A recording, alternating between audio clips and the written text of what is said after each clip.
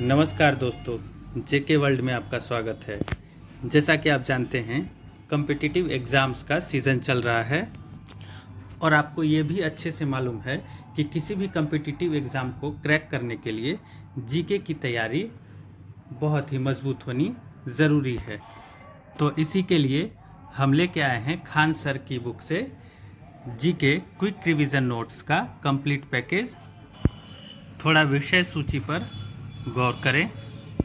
देखिए, इस बुक में भारतीय संविधान, प्राचीन भारत का इतिहास, मध्यकालीन इतिहास, आधुनिक भारत का इतिहास और अर्थव्यवस्था, भारत का भूगोल, विज्ञान के साथ साथ विविध टॉपिक्स पर क्विक रिवीजन नोट्स है। तो रिवीजन की पहली कड़ी में हम भारतीय संविधान से आज शुरू कर रहे हैं। अगर आप मेरे साथ जुड़कर जीके की अपनी तैयारी को बेहतरीन करना चाहते हैं तो इस चैनल को सब्सक्राइब कर लीजिए और यूज़फुल स्टडी मटेरियल्स के लिए आप मेरे चैनल के डिस्क्रिप्शन में दिए गए टेलीग्राम चैनल को भी ज्वाइन कर सकते हैं। टेलीग्राम चैनल को ज्वाइन करके आप इस बुक का पीडीएफ भी प्राप्त कर सकते हैं। तो चलिए शुरू करते हैं भारतीय संविधान से। देखिए, संविधान सभा के बारे में दिया हुआ है। भारत में सर्वप्रथम मौखिक रूप से संविधान सभा की मांग 1895 में बाल गंगाधर तिलक जी ने किया था। वर्ष 1934 में लिखित रूप से संविधान सभा का विचार मानवेंद्र नाथ राय ने दिया था। जुलाई 1946 में कैबिनेट मिशन की संस्तुति पर भारतीय संविधान सभा का गठन किया गया था। संविधान सभा की कुल सदस्य संख्या 389 निर्धारित थी। इसको याद कर लीजिए क्योंकि ये बहुत एग्जाम्स में पूछा जाता है। तो संविधान सभा की कुल सदस्य संख्या 389 निर्धारित थी, जिनमें 292 ब्रिटिश प्रांतों के प्रतिनिधि, 4 चीफ कमिश्नरी प्रांतों के प्रतिनिधि और 93 देशी रियासतों के प्रतिनिधि थे। संविधान सभा की प्रथम बैठक 9 दिसंबर 1946 को संपन्न हुई। इसकी अस्थायी अध्यक्षता डॉक्टर सच्चिदानंद सिन्हा ने की थी और 11 दिसंबर 1946 की बैठक में डॉक्टर राजेंद्र प्रसाद को संविधान सभा का स्थायी अध्यक्ष चुना गया। पहले अस्थायी अध्यक्ष कौन थे? डॉक्टर सच्चिदानंद सिन्हा। 22 जुलाई 1947 को संविधान सभा ने राष्ट्रध्वज को अपनाया था। पूछा जाता है राष्ट्रध्वज को कब अपनाया गया था? तो ये 22 जुलाई 1947 को अपनाया गया था। डॉक्टर भीमराव अंबेडकर की अध्यक्षता में 29 अगस्त 1947 को प्रारूप समिति का गठन किया गया था। इस समिति में कुल सदस्यों की संख्या 7 थी। प्रारूप समिति में सदस्यों की संख्या कितनी थी? 7 थी और इस समिति के अध्यक्ष डॉक्टर भीमराव अंबेडकर को बनाया गया था। यहाँ पे देखिए, प्रारूप समिति के सदस्यों का नाम दिया हुआ है, इसे हम आगे पढ़ेंगे। बी.एन. राव संविधान सभा के संवैधानिक सलाहकार थे। यह भी एग्जाम्स में पूछा जाता है बार बार। देश के विभाजन के पश्चात 31 अक्टूबर 1947 को संविधान सभा का पुनर्गठन किया गया। कब? 31 अक्टूबर 1947 को, जिसके पश्चात सभा में कुल सदस्यों की संख्या 299 निर्धारित हुई। पहले कितनी निर्धारित थी? 389 निर्धारित थी। बाद में 31 अक्टूबर को 299 निर्धारित की गई। संविधान का वाचन 3 चरणों में 114 दिनों तक हुआ था। संविधान सभा में कुल महिला सदस्यों की संख्या कितनी थी? 15 थी। 26 नवंबर 1949 को भारत का संविधान अंगीकार किया गया तथा 26 जनवरी 1950 को पूर्ण रूप से लागू हो गया। 26 नवंबर 1949 को अंगीकार किया गया और लागू 26 जनवरी 1950 को किया गया। विशेष वर्ष 2015 से 26 नवंबर को संविधान दिवस के रूप में मनाया जाता है। संविधान निर्माण की प्रक्रिया में कुल 2 वर्ष 11 माह और 18 दिन का समय लगा था। मूल संविधान में 22 भाग, 395 अनुच्छेद और 8 अनुसूचियां थीं, जो बाद में बढ़ ही रही हैं। वर्तमान में अनुसूचियों की संख्या बढ़कर 12 हो गई है। ये देखिए प्रारूप समिति के सदस्य कौन कौन थे। इसके अध्यक्ष तो थे डॉक्टर भीमराव अंबेडकर और इनके अलावा भी और 6 सदस्य थे। अल्लादी कृष्णा स्वामी अय्यर, डॉक्टर के.एम. मुंशी, मोहम्मद सादुल्ला, गोपाला स्वामी अयंगर, एन. माधव राव बी.एल. मित्र की जगह और टी.टी. कृष्णामाचारी डी.पी. खेतान की मृत्यु के पश्चात। अब यहाँ पे संविधान की प्रमुख समितियाँ एवं उनके अध्यक्ष के नाम दिए गए हैं। तो संविधान सभा की जो समिति थी, इतनी प्रकार की समितियाँ थीं। संघ संविधान समिति, इसके अध्यक्ष पंडित जवाहरलाल नेहरू थे। संघ शक्ति समिति, इसके भी अध्यक्ष पंडित जवाहरलाल नेहरू थे। संचालन समिति, इसके अध्यक्ष डॉक्टर राजेंद्र प्रसाद थे। झंडा समिति, इसके अध्यक्ष भी डॉक्टर राजेंद्र प्रसाद थे। प्रारूप समिति, इसके अध्यक्ष डॉक्टर भीमराव अंबेडकर थे। प्रांतीय संविधान समिति, इसके अध्यक्ष सरदार वल्लभ भाई पटेल थे। मौलिक अधिकार एवं अल्पसंख्यक परामर्श समिति, इसके अध्यक्ष भी सरदार वल्लभ भाई पटेल थे। मौलिक अधिकार उप समिति, इसके अध्यक्ष जे.बी. कृपलानी को बनाया गया था। और अल्पसंख्यक परामर्श उप समिति, इसके अध्यक्ष H.C. मुखर्जी थे। अब संविधान के भाग, यहाँ पे संविधान के भाग के बारे में दिया गया है। संविधान के भाग, संबंधित विषय एवं अनुच्छेद। तो भाग 1 जो है वह संघ और उसका राज्य क्षेत्र से संबंधित है, जो अनुच्छेद 1 से 4 में दिया हुआ है। भाग 2 जो है ये नागरिकता से संबंधित है, अनुच्छेद 5 से 11। और भाग 3 में मूल अधिकार है, जो अनुच्छेद 12 से लेकर 35 तक है। भाग 4 में राज्य के नीति निदेशक तत्व हैं, जो अनुच्छेद 36 से 51 तक हैं। भाग 4A में मूल कर्तव्य दिया हुआ है, जो अनुच्छेद 51A में है। भाग 5 में संघ सरकार के बारे में है, जो अनुच्छेद 52 से 151 तक है। भाग 6 में राज्य सरकार के बारे में लिखा हुआ है, जो अनुच्छेद 152 से 237 तक है। भाग 7 निरसन के बारे में है, अनुच्छेद 238। और भाग 8 केंद्र शासित प्रदेशों के बारे में है, जो अनुच्छेद 239 से लेकर 242 तक है। भाग 9 पंचायत से संबंधित है, अनुच्छेद 243 से 243 के ओ तक है, ABCD करके ओ तक। और भाग 9A नगर पालिकाओं के बारे में है, अनुच्छेद 243 के P से 243 के ZG तक है। भाग 9 का B, इसमें सहकारी संस्थाओं के बारे में प्राविधान है, जो अनुच्छेद 243 के ZH से 243 के ZT तक है। भाग 10 अनुसूचित और जनजाति क्षेत्र, अनुच्छेद 244 से 244 का A तक।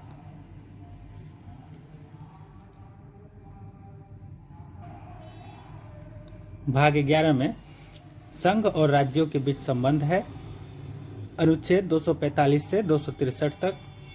भाग 12 में वित्त, संपत्ति, संविदाएं और वाद हैं, जो अनुच्छेद 264 से लेकर 300 के ए तक हैं।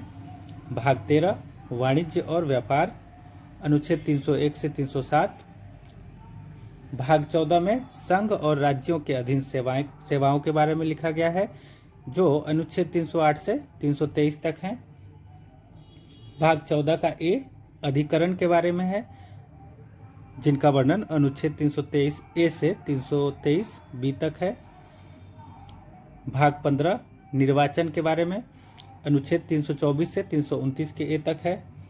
भाग 16 कुछ वर्गों के लिए विशेष उपबंध, अनुच्छेद 330 से 342। भाग 17 राजभाषा के बारे में है, जो अनुच्छेद 343 से 351 तक है। भाग 18 जिसमें आपातकालीन प्रावधान है, अनुच्छेद 352 से 360।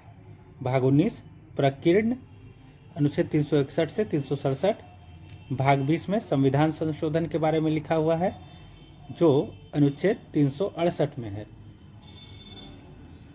भाग 21 अस्थायी संक्रमणकालीन और विशेष उपबंध, जिनका वर्णन अनुच्छेद 369 से लेकर 392 तक है। और अंत में भाग 22, जिसमें संक्षिप्त नाम, प्रारंभ, हिंदी में प्राधिकृत पाठ और निरसन के बारे में है। ये अनुच्छेद 393 से 395 तक है। देखिए यहाँ पे संविधान की अनुसूचियाँ, संविधान की अनुसूचियों के बारे में लिखा हुआ है। मूल संविधान में कुल कितनी अनुसूचियाँ थी? 8 थी। संविधान संशोधनों के पश्चात वर्तमान में अनुसूचियों की संख्या बढ़कर 12 हो गई है, जिसमें 9वीं अनुसूची को प्रथम संविधान संशोधन अधिनियम 1951 द्वारा, 10वीं अनुसूची को 52वें संविधान संशोधन अधिनियम 1985 द्वारा तथा 11वीं अनुसूची को 73वें संविधान संशोधन अधिनियम 1992 द्वारा और 12वीं अनुसूची को 74वें संविधान संशोधन अधिनियम 1992 द्वारा जोड़ी गई थी। अब देखिए कि किस अनुसूची में कौन से विषय हैं। प्रथम अनुसूची में भारत संघ के राज्य एवं संघ शासित क्षेत्र हैं। द्वितीय अनुसूची में विभिन्न पदाधिकारियों के वेतन, भत्ते, पेंशन आदि से जुड़े प्राविधान हैं। तृतीय अनुसूची में विभिन्न पदाधिकारियों के शपथ या प्रतिज्ञान है। चौथी अनुसूची में विभिन्न राज्यों एवं संघ शासित क्षेत्रों का राज्यसभा में प्रतिनिधित्व का विवरण है। पांचवी अनुसूची में विभिन्न अनुसूचित क्षेत्रों और अनुसूचित जनजातियों का प्रशासन के बारे में लिखा हुआ है। छठी अनुसूची में असम, मेघालय, त्रिपुरा और मिजोरम राज्यों के अनुसूचित क्षेत्रों का प्रशासन करने के बारे में है।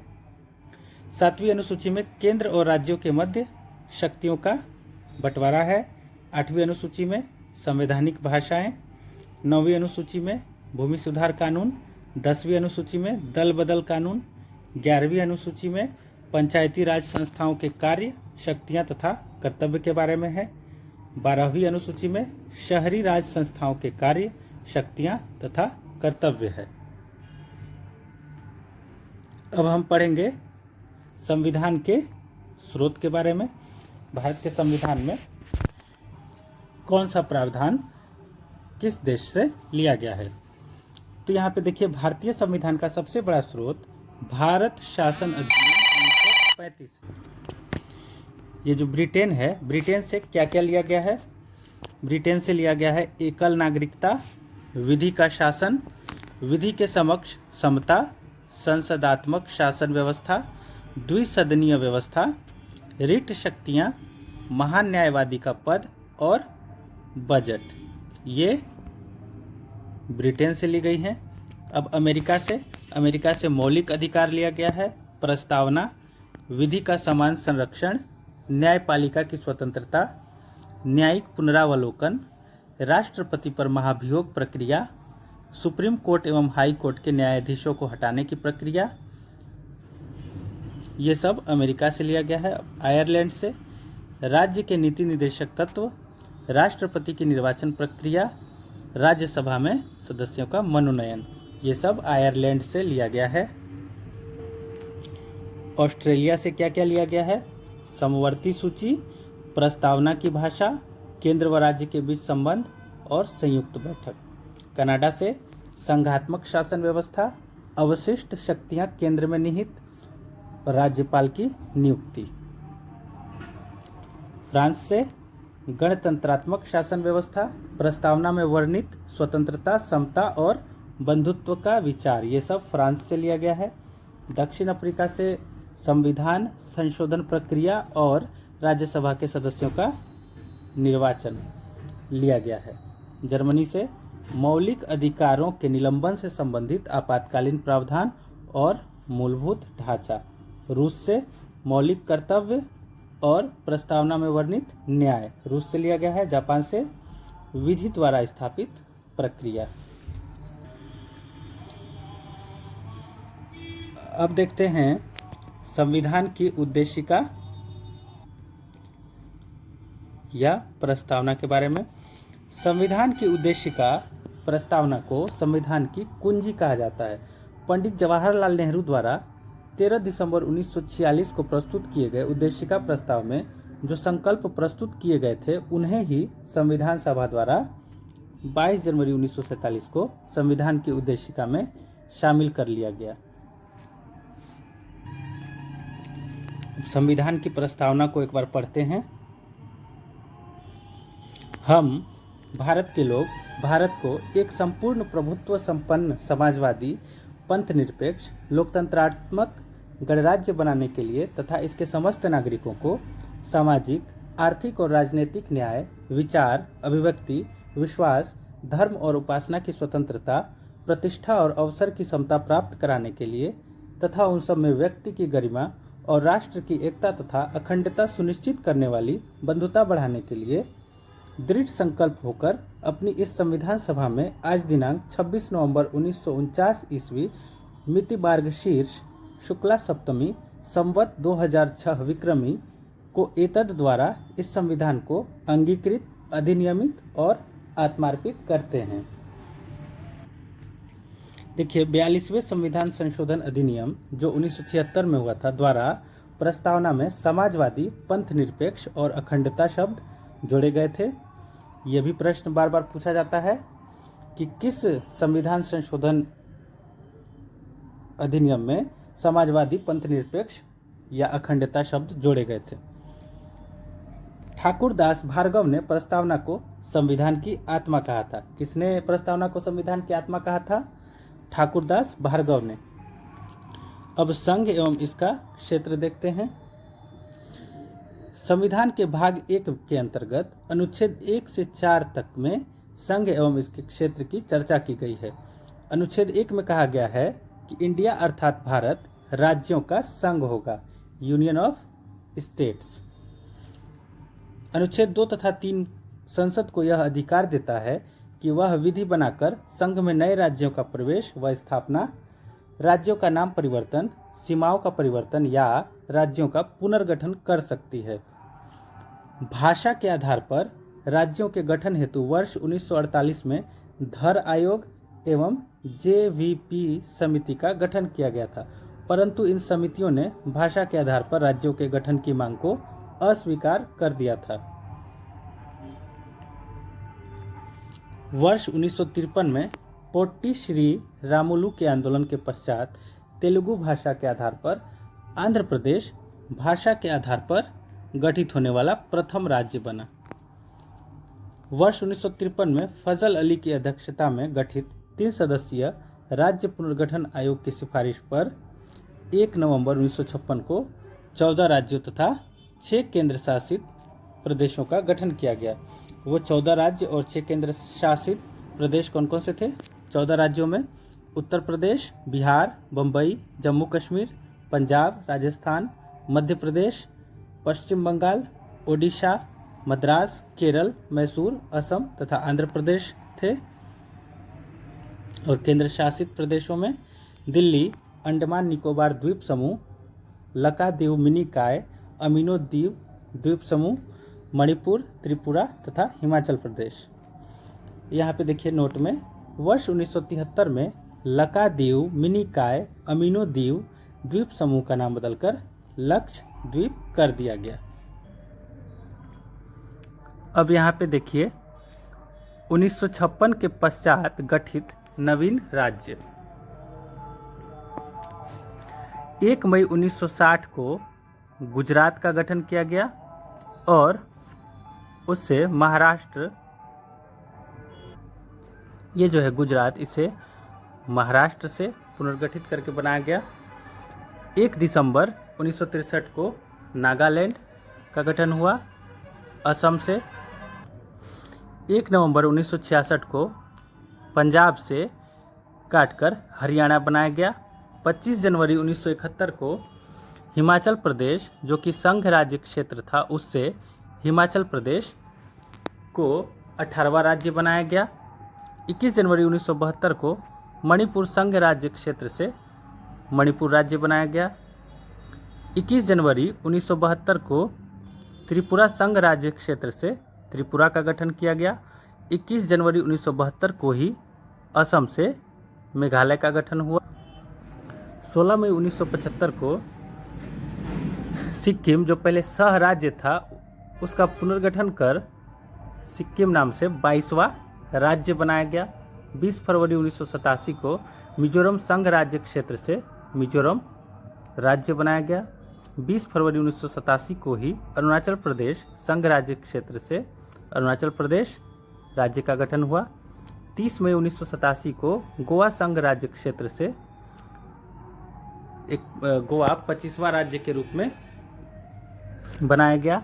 1 नवंबर 2000 को मध्य प्रदेश से छत्तीसगढ़ को बनाया गया और 9 नवंबर 2000 को उत्तर प्रदेश से उत्तराखंड को बनाया गया।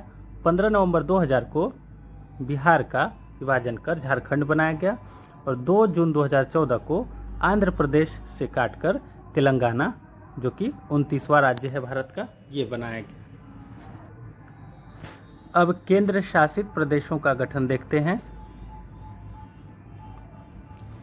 दिल्ली जो है, इसका गठन 1 नवंबर 1956 को किया गया। दिल्ली केंद्र शासित प्रदेश का। लक्षद्वीप का 1 नवंबर 1956।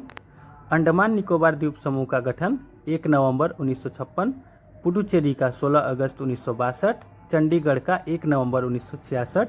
जम्मू व कश्मीर का 31 अक्टूबर 2019। जम्मू कश्मीर पहले राज्य था। 31 अक्टूबर 2019 को इसे केंद्र शासित प्रदेश बना दिया गया और इसके साथ ही लद्दाख को भी 31 अक्टूबर 2019 को।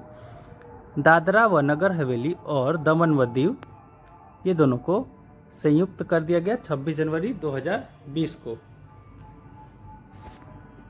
पहले ये दोनों अलग अलग केंद्र शासित प्रदेश हुआ करते थे। अब यहाँ पे देखेंगे नागरिकता के बारे में। संविधान के भाग 2 के अंतर्गत अनुच्छेद 5 से 11 तक में नागरिकता की चर्चा की गई है। भारतीय संविधान में एकल नागरिकता का प्रावधान किया गया है, जिसका स्रोत ब्रिटेन है। अनुच्छेद 11 के तहत संसद को नागरिकता के संदर्भ में विधि यानी कानून बनाने का अधिकार प्रदान किया गया है। संसद ने वर्ष 1955 में नागरिकता के संदर्भ में एक व्यापक कानून का निर्माण किया, जिसे भारतीय नागरिकता अधिनियम कहा गया। इस अधिनियम के तहत नागरिकता प्राप्ति के 5 और नागरिकता समाप्ति के 3 तरीकों का उल्लेख किया गया है। मौलिक अधिकार। संविधान के भाग 3 के अंतर्गत अनुच्छेद 12 से 35 तक में मौलिक अधिकारों की चर्चा की गई है, जिसका स्रोत अमेरिका का संविधान है। संविधान के भाग 3, जिसमें मौलिक अधिकारों का वर्णन है, को मैग्ना कार्टा कहा जाता है। मौलिक अधिकार राज्यों के विरुद्ध होते हैं। मौलिक अधिकार न्यायालय में प्रवर्तनीय होते हैं।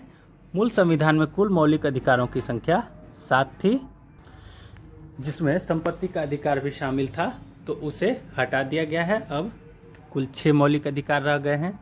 44वें संविधान संशोधन अधिनियम 1978 द्वारा संपत्ति के अधिकार यानी अनुच्छेद 31 को मौलिक अधिकार की श्रेणी से समाप्त कर संविधान के भाग 12 के अनुच्छेद 300A में कानूनी अधिकार बना दिया गया। इस प्रकार वर्तमान में कुल मौलिक अधिकारों की संख्या 6 है, जो इस प्रकार हैं। आइए देखते हैं वे 6 मौलिक अधिकार कौन कौन से हैं। पहला है समानता का अधिकार, जिनका वर्णन अनुच्छेद 14 से 18 में है। अनुच्छेद 14 कहता है, राज्य किसी भी व्यक्ति को विधि के समक्ष समता या विधि के समान संरक्षण से वंचित नहीं कर सकता है। अनुच्छेद 15 में है, राज्य को धर्म, जाति, नस्ल, रंग, लिंग या जन्म स्थान के आधार पर भेदभाव करने का निषेध करता है। अनुच्छेद 16 सरकारी नियोजन में समानता का प्रावधान करता है। अनुच्छेद 17 अस्पृश्यता यानी छुआछूत के उन्मूलन का प्रावधान है इसमें। अनुच्छेद 18 में उपाधियों के उन्मूलन का प्रावधान है। दूसरा मौलिक अधिकार स्वतंत्रता का अधिकार, इसका वर्णन अनुच्छेद 19 से 22 में है। अनुच्छेद 19 के अंतर्गत 6 प्रकार की व्यक्तिगत स्वतंत्रता का प्रावधान किया गया है, जिसमें मुख्य रूप से वाक एवं अभिव्यक्ति की स्वतंत्रता अनुच्छेद 19 का 1 के ए में है, वो शामिल है। अभिव्यक्ति की स्वतंत्रता के अंतर्गत ही प्रेस की स्वतंत्रता निहित मानी जाती है। अनुच्छेद 20 में है अपराधों के लिए दोष सिद्धि के संबंध में संरक्षण का प्रावधान। अनुच्छेद 21 प्राण एवं दैहिक स्वतंत्रता के संरक्षण का प्रावधान। अनुच्छेद 21 के अंतर्गत ही निजता का अधिकार, जीवन साथी चुनने का अधिकार, सूचना पाने का अधिकार, पर्यावरण प्रदूषण के विरुद्ध अधिकार सम्मिलित है। नोट: अनुच्छेद 20 तथा 21 के तहत प्राप्त मौलिक अधिकारों को किसी भी परिस्थिति में निलंबित नहीं किया जा सकता है, आपातकाल में भी नहीं। अनुच्छेद 21 का ए में 6 से 14 वर्ष के बच्चों को निःशुल्क तथा अनिवार्य प्राथमिक शिक्षा का अधिकार है। इसे 86वें संविधान अधिनियम 2002 द्वारा जोड़ा गया था। अनुच्छेद 22 में कुछ दशाओं में गिरफ्तारी और निरोध से संरक्षण का प्रावधान है। किसी व्यक्ति की गिरफ्तारी के 24 घंटे के भीतर यात्रा के समय को छोड़कर 24 घंटे के भीतर निकटतम मजिस्ट्रेट के समक्ष प्रस्तुत करना अनिवार्य होता है। तीसरा मौलिक अधिकार है शोषण के विरुद्ध अधिकार, जो अनुच्छेद 23 और 24 में है। अनुच्छेद 23 में मानव के दुर्व्यापार, बलात् श्रम, बंधुआ मजदूरी, बेगारी आदि पर प्रतिबंध है। अनुच्छेद 24 में 14 वर्ष से कम आयु के बच्चों के नियोजन पर प्रतिबंध का प्रावधान है। चौथा मौलिक अधिकार है धार्मिक स्वतंत्रता का अधिकार, जो अनुच्छेद 25 से 28 में है। अनुच्छेद 25 में अंतःकरण की स्वतंत्रता और अपने धर्म को मानने, आचरण करने और उसका प्रचार करने की स्वतंत्रता दी गई है। अनुच्छेद 25 के 2 में सिखों को कृपाण धारण करने की स्वतंत्रता दी गई है। पांचवा मौलिक अधिकार है सांस्कृतिक एवं शिक्षा का अधिकार। यह अधिकार केवल भारतीय अल्पसंख्यकों को प्राप्त है। अनुच्छेद 29 में है अल्पसंख्यक वर्ग को अपनी लिपि, भाषा व संस्कृति के संरक्षण का अधिकार है। अनुच्छेद 30 में अल्पसंख्यक वर्ग को अल्पसंख्यक शिक्षण संस्थानों की स्थापना एवं संचालन का अधिकार है। छठा मौलिक अधिकार है संवैधानिक उपचारों का अधिकार, जो अनुच्छेद 32 में है। अनुच्छेद 32 के तहत सर्वोच्च न्यायालय मौलिक अधिकारों को न्यायिक संरक्षण प्रदान करता है। डॉक्टर अंबेडकर ने अनुच्छेद 32 को संविधान की हृदय एवं आत्मा कहा था। अनुच्छेद 226 के तहत उच्च न्यायालय भी मौलिक अधिकारों को न्यायिक संरक्षण प्रदान करता है। अगर आपके मौलिक अधिकार पर कोई आंच आती है तो आप अनुच्छेद 32 के तहत सुप्रीम कोर्ट जा सकते हैं और अनुच्छेद 226 के तहत हाई कोर्ट के पास जा सकते हैं। मौलिक अधिकारों के न्यायिक संरक्षण में जारी किए गए विशेष आदेश को रिट या प्रादेश कहा जाता है। ये मुख्यतः 5 प्रकार के होते हैं: बंदी प्रत्यक्षीकरण, परमादेश, प्रतिषेध, उत्प्रेषण और अधिकार पृच्छा।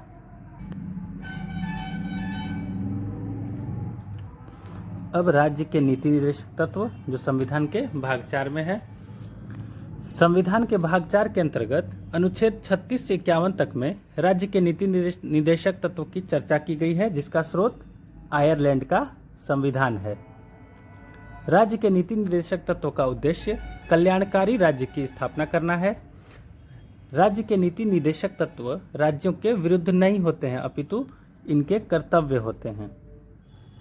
अनुच्छेद 37 में यह प्रावधान किया गया है कि राज्य के नीति निर्देशक तत्व न्यायालय में प्रवर्तनीय नहीं होंगे। अनुच्छेद 39 राज्य सभी नागरिकों के लिए आजीविका के पर्याप्त साधन उपलब्ध करने तथा स्त्री और पुरुषों के लिए समान कार्य के लिए समान वेतन को सुनिश्चित करेगा। अनुच्छेद 39 ए में है राज्य समान न्याय और निःशुल्क कानूनी सहायता की व्यवस्था करेगा। यह जो है 42वें संविधान संशोधन अधिनियम 1976 द्वारा जोड़ा गया है। अनुच्छेद 40 में है राज्य ग्राम पंचायतों का गठन का प्रयास करेगा। अनुच्छेद 41 में है राज्य कुछ दशाओं में काम, शिक्षा तथा लोक सहायता पाने के अधिकार को प्राप्त कराने के लिए उचित प्रबंध करेगा। अनुच्छेद 42 में है राज्य काम की न्याय संगत और मानवोचित दशाओं तथा महिला प्रसूति सहायता का प्रबंध करेगा। अनुच्छेद 43 राज्य कार्मिकों को न्यूनतम मजदूरी और कुटीर उद्योगों में संवर्धन करने का प्रयास करेगा।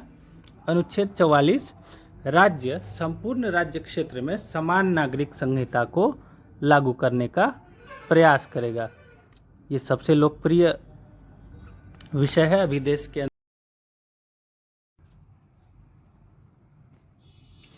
अनुच्छेद 45 राज्य 6 वर्ष से कम आयु के बच्चों की बाल्यावस्था की देखरेख और उनके लिए उच्च शिक्षा का प्रबंध करेगा। अनुच्छेद 46 राज्य अनुसूचित जातियों, जनजातियों तथा अन्य दुर्बल वर्गों की शिक्षा तथा आर्थिक हितों में वृद्धि का प्रयास करेगा। अनुच्छेद 47 राज्य लोगों के पोषाहार स्तर, जीवन स्तर और लोक स्वास्थ्य को बनाए रखने के लिए उचित प्रबंध करेगा। अनुच्छेद 48 में है राज्य वैज्ञानिक दृष्टिकोण से कृषि और पशुपालन को बढ़ावा देगा तथा दुधारू जानवरों की बलि पर प्रतिबंध का प्रयास करेगा। अनुच्छेद 48 ए में है राज्य पर्यावरण के संरक्षण और संवर्धन का तथा वन्य जीवों की रक्षा का प्रयास करेगा। यह जो है 42वें संविधान संशोधन अधिनियम 1976 द्वारा जोड़ा गया है। अनुच्छेद 49 में है राज्य राष्ट्रीय महत्व के स्मारकों, स्थानों तथा वस्तुओं के संरक्षण का प्रयास करेगा। अनुच्छेद 50 में लिखा है राज्य लोक सेवाओं में न्यायपालिका को कार्यपालिका से पृथक यानी अलग करने का प्रयास करेगा। अनुच्छेद 51 राज्य अंतर्राष्ट्रीय शांति और सुरक्षा की अभिवृद्धि का प्रयास करेगा। तो राज्य के नीति निर्देशक तत्वों के बाद भाग 4 के ए में आता है मौलिक कर्तव्य। अब देखते हैं संविधान के भाग 4 ए के अंतर्गत अनुच्छेद 51 ए में मौलिक कर्तव्यों की चर्चा की गई है, जिसका स्रोत रूस का संविधान है। सरदार स्वर्ण सिंह समिति की अनुशंसा पर प्रधानमंत्री इंदिरा गांधी के शासनकाल में 42वें संविधान संशोधन अधिनियम 1976 द्वारा मौलिक कर्तव्यों को सम्मिलित किया गया था। प्रारंभ में कुल 10 मौलिक कर्तव्यों को जोड़ा गया था, परंतु वर्तमान में इनकी संख्या बढ़कर 11 हो गई है। 11वें मौलिक कर्तव्य को 86वें संविधान संशोधन अधिनियम 2002 के तहत जोड़ा गया था। अब चले आते हैं संघीय कार्यपालिका पर। सबसे पहले राष्ट्रपति को देखते हैं। राष्ट्रपति देश का प्रथम नागरिक होता है। अनुच्छेद 53 के तहत संघीय कार्यपालिका का प्रमुख राष्ट्रपति होता है। किस अनुच्छेद के तहत? अनुच्छेद 53 के तहत। भारत में राष्ट्रपति का निर्वाचन अप्रत्यक्ष निर्वाचन प्रणाली के तहत एक निर्वाचक मंडल द्वारा होता है। राष्ट्रपति के निर्वाचक मंडल में लोकसभा तथा राज्यसभा के निर्वाचित सदस्य, सभी राज्यों की विधानसभाओं के निर्वाचित सदस्य तथा दिल्ली और पुडुचेरी विधानसभाओं के निर्वाचित सदस्य शामिल होते हैं। राष्ट्रपति के उम्मीदवार को लोकसभा का सदस्य चुने जाने की योग्यता रखना अनिवार्य होता है। यानी लोकसभा सदस्य होने के लिए जो योग्यता चाहिए वो सब राष्ट्रपति के पास होना चाहिए। राष्ट्रपति एक नज़र में पद का उल्लेख जो है, राष्ट्रपति पद का उल्लेख अनुच्छेद 52 में है। शपथ, इनको शपथ जो है भारत के मुख्य न्यायाधीश दिलाते हैं और ये अपना इस्तीफा यानी त्यागपत्र उपराष्ट्रपति को देते हैं। इनका कार्यकाल 5 वर्ष होता है। न्यूनतम आयु राष्ट्रपति बनने के लिए 35 वर्ष होना चाहिए और वेतन, राष्ट्रपति का वेतन 5 लाख प्रति माह होता है। राष्ट्रपति को पद से हटाने की प्रक्रिया को महाभियोग कहा जाता है, जिसे अमेरिका के संविधान से लिया गया है। महाभियोग प्रक्रिया अनुच्छेद 61 संसद के किसी भी सदन से प्रारंभ की जा सकती है। यह प्रक्रिया लोकसभा या राज्यसभा किसी से भी प्रारंभ की जा सकती है। महाभियोग प्रस्ताव लाने के 14 दिन पूर्व राष्ट्रपति को लिखित सूचना देना अनिवार्य होता है। अनुच्छेद 62 में यह उल्लेखित है कि किसी भी कारणवश राष्ट्रपति का पद 6 माह से अधिक समय तक रिक्त नहीं रह सकता है। ये सब बहुत ही इम्पोर्टेंट लाइंस हैं, इन्हें ध्यान में रखिएगा क्योंकि ये एग्जाम में बार बार पूछे जाते हैं। अनुच्छेद 71 के तहत राष्ट्रपति तथा उपराष्ट्रपति चुनाव संबंधी विवादों में हस्तक्षेप का अधिकार केवल सर्वोच्च न्यायालय को है। अब देखते हैं राष्ट्रपति के कार्य एवं शक्तियां। संघ की कार्यपालिका की समस्त शक्तियां राष्ट्रपति में निहित होती हैं। राष्ट्रपति संघ सरकार के महत्वपूर्ण अधिकारियों की नियुक्ति करता है, जैसे प्रधानमंत्री, संघीय मंत्री परिषद के सभी मंत्री, सुप्रीम कोर्ट एवं हाई कोर्ट के न्यायाधीश, राज्यपाल, केंद्र शासित प्रदेशों के प्रतिनिधि, तीनों सेनाओं के प्रमुख, दिल्ली के मुख्यमंत्री सहित सभी मंत्री, महान्यायवादी, नियंत्रक एवं महालेखा परीक्षक यानी CAG कैग, इन सभी की नियुक्ति राष्ट्रपति करते हैं। राष्ट्रपति जो हैं तीनों सेनाओं के प्रमुख या अध्यक्ष होते हैं। अनुच्छेद 72 के तहत राष्ट्रपति को न्यायालय द्वारा दी गई सजा या दंड के मामले में क्षमादान की शक्ति प्राप्त है। अनुच्छेद 80 के तहत राष्ट्रपति को राज्यसभा में 12 सदस्यों के मनोनयन का अधिकार प्राप्त है जो कला, विज्ञान, साहित्य या समाज सेवा के क्षेत्र से जुड़े हुए होते हैं। अनुच्छेद 85 के तहत राष्ट्रपति को संसद सत्र को आहूत करने, सत्रावसान करने और लोकसभा के विघटन का अधिकार प्राप्त है। आहूत करने मतलब संसद सत्र को बुला सकते हैं, उसे समाप्त कर सकते हैं और लोकसभा का विघटन कर सकते हैं। अनुच्छेद 108 के तहत राष्ट्रपति को संसद के दोनों सदनों का संयुक्त अधिवेशन बुलाने का अधिकार प्राप्त है, जिसकी अध्यक्षता लोकसभा अध्यक्ष करता है। ये सभी अनुच्छेद आप याद रखेंगे। अनुच्छेद 111 के तहत राष्ट्रपति को संसद के दोनों सदनों द्वारा पारित विधेयक पर वीटो यानी निषेधाधिकार शक्ति का अधिकार प्राप्त है, जो 3 प्रकार का होता है: आत्यांतिक, निलंबनकारी और जेबी वीटो। अनुच्छेद 123 के तहत राष्ट्रपति संसद का सत्र न चलने की स्थिति में अध्यादेश जारी कर सकता है। अनुच्छेद 143 के तहत राष्ट्रपति किसी भी विधिक मामले में सर्वोच्च न्यायालय से परामर्श ले सकता है। अनुच्छेद 280 के तहत राष्ट्रपति प्रत्येक 5वें वर्ष में वित्त आयोग का गठन करता है। आपातकाल की स्थिति में राष्ट्रपति को विशेष शक्तियां प्रदान की गई हैं जो निम्नलिखित हैं।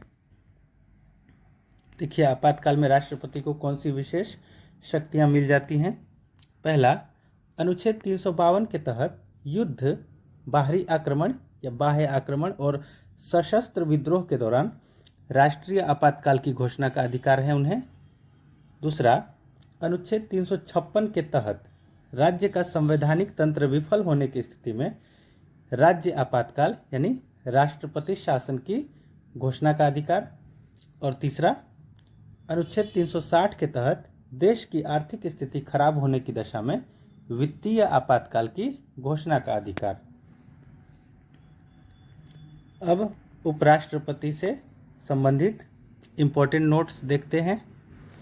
संविधान के अनुच्छेद 63 में यह प्रावधान किया गया है कि भारत का एक उपराष्ट्रपति होगा। उपराष्ट्रपति का निर्वाचन अप्रत्यक्ष निर्वाचन प्रणाली के तहत एक निर्वाचक मंडल द्वारा होता है, जिसमें संसद के दोनों सदनों के सभी सदस्य शामिल होते हैं। उपराष्ट्रपति के उम्मीदवार को राज्यसभा का सदस्य चुने जाने की योग्यता रखना अनिवार्य होता है। देखिए, राष्ट्रपति के उम्मीदवार को लोकसभा का सदस्य चुने जाने की योग्यता रखना अनिवार्य होता है, जबकि उपराष्ट्रपति को राज्यसभा का सदस्य चुने जाने वाली योग्यता रखनी अनिवार्य होती है। उपराष्ट्रपति एक नज़र में, उपराष्ट्रपति पद का उल्लेख अनुच्छेद 63 में है और पद का स्रोत जो है अमेरिका है। उपराष्ट्रपति का पद अमेरिका के संविधान से लिया गया है। इन्हें शपथ राष्ट्रपति दिलाते हैं और राष्ट्रपति को भारत के मुख्य न्यायाधीश दिलाते हैं। ये अपना त्यागपत्र राष्ट्रपति को देते हैं। इनका भी कार्यकाल 5 वर्ष होता है और राष्ट्रपति की तरह उपराष्ट्रपति होने के लिए भी न्यूनतम आयु 35 वर्ष होनी चाहिए। उपराष्ट्रपति को उनके पद से कार्यकाल से पूर्व भी महाभियोग प्रक्रिया द्वारा हटाया जा सकता है। उपराष्ट्रपति को पद से हटाने संबंधी महाभियोग प्रस्ताव को सर्वप्रथम राज्यसभा में पेश किया जाता है। देखिए, राष्ट्रपति को हटाने के लिए लोकसभा या राज्यसभा कहीं पर भी पहले प्रस्ताव लाया जा सकता है, लेकिन उपराष्ट्रपति को हटाने के लिए महाभियोग प्रक्रिया के लिए सर्वप्रथम प्रस्ताव को राज्यसभा में पेश करना जरूरी है। अब उपराष्ट्रपति के कार्य एवं शक्तियां देखते हैं। उपराष्ट्रपति राज्यसभा का पदेन सभापति होता है, यानी जो भी उपराष्ट्रपति रहेंगे वो राज्यसभा का सभापति भी होंगे। उपराष्ट्रपति राज्यसभा की कार्यवाही को सुचारू ढंग से चलवाता है और राष्ट्रपति का पद रिक्त होने की स्थिति में उपराष्ट्रपति कार्यवाहक राष्ट्रपति के रूप में कार्य करता है। अब हम पढ़ेंगे संघीय मंत्रिपरिषद एवं प्रधानमंत्री के बारे में। अनुच्छेद 74 के तहत राष्ट्रपति को विचार विमर्श व सहायता देने हेतु एक संघीय मंत्रिपरिषद होती है, जिसका मुखिया प्रधानमंत्री होता है। संघीय मंत्रिपरिषद के सभी मंत्री संसद के सदस्य होते हैं। संघीय मंत्रिपरिषद के सभी मंत्रियों की नियुक्ति राष्ट्रपति प्रधानमंत्री की सलाह पर करता है। संघीय मंत्रिपरिषद के सभी मंत्री राष्ट्रपति के प्रसाद संघीय मंत्रिपरिषद के सभी मंत्री सामूहिक रूप से लोकसभा के प्रति उत्तरदायी होते हैं। संघीय मंत्रिपरिषद में 3 स्तर के मंत्री होते हैं: कैबिनेट मंत्री, राज्य मंत्री एवं स्वतंत्र प्रभार मंत्री। संघीय मंत्रिपरिषद में कुल मंत्रियों की संख्या प्रधानमंत्री समेत लोकसभा के सदस्यों की कुल संख्या के 15% से अधिक नहीं हो सकती है। अनुच्छेद 75 के तहत राष्ट्रपति प्रधानमंत्री की नियुक्ति करता है और अन्य मंत्रियों की नियुक्ति राष्ट्रपति प्रधानमंत्री की सलाह पर करता है। प्रधानमंत्री को एक नज़र में देखते हैं। इनकी नियुक्ति जो है राष्ट्रपति द्वारा की जाती है। शपथ राष्ट्रपति ही दिलाते हैं। ये अपना त्याग पत्र राष्ट्रपति को देते हैं। इनका भी कार्यकाल 5 वर्ष होता है और प्रधानमंत्री बनने के लिए न्यूनतम आयु वही है जो लोकसभा सदस्य के लिए है, 25 वर्ष। प्रधानमंत्री के कार्य एवं शक्तियां। प्रधानमंत्री संघीय कार्यपालिका का वास्तविक प्रमुख होता है। प्रधानमंत्री नीति आयोग का पदेन अध्यक्ष होता है, मतलब जो भी प्रधानमंत्री रहेंगे वो स्वतः नीति आयोग के अध्यक्ष के पद पे भी रहेंगे। प्रधानमंत्री राष्ट्रीय विकास परिषद का पदेन अध्यक्ष होता है। ये नीति आयोग के साथ साथ राष्ट्रीय विकास परिषद जो होता है उसके भी अध्यक्ष कहलाते हैं।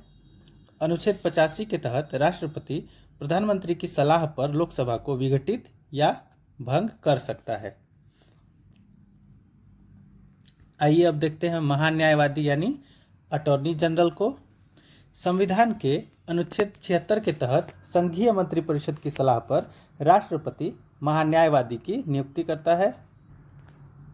महान्यायवादी देश का सर्वोच्च कानूनी सलाहकार होता है। महान्यायवादी को देश के किसी भी न्यायालय में सुनवाई का अधिकार प्राप्त है। महान्यायवादी संसद का सदस्य नहीं होता है, परंतु संसद के किसी भी सदन की कार्यवाही में भाग ले सकता है और सदनों को संबोधित भी कर सकता है। क्योंकि महान्यायवादी सदन में मत का प्रयोग नहीं कर सकता है। महान्यायवादी के पद की योग्यताएं सर्वोच्च न्यायालय के न्यायाधीशों के समान होती है। भारत का प्रथम महान्यायवादी MC सीतलवाड़ और भारत का वर्तमान महान्यायवादी R वेंकट रमणी। अब देखते हैं नियंत्रक एवं महालेखा परीक्षक यानी CAG। भारत शासन अधिनियम 1858 के तहत वर्ष 1860 में महालेखा परीक्षक पद का प्रावधान किया गया था। संविधान के अनुच्छेद 148 से 151 तक नियंत्रक एवं महालेखा परीक्षक कैग का उल्लेख किया गया है। अनुच्छेद 148 के तहत संघीय मंत्रिपरिषद की सिफारिश पर राष्ट्रपति नियंत्रक एवं महालेखा परीक्षक की नियुक्ति करता है।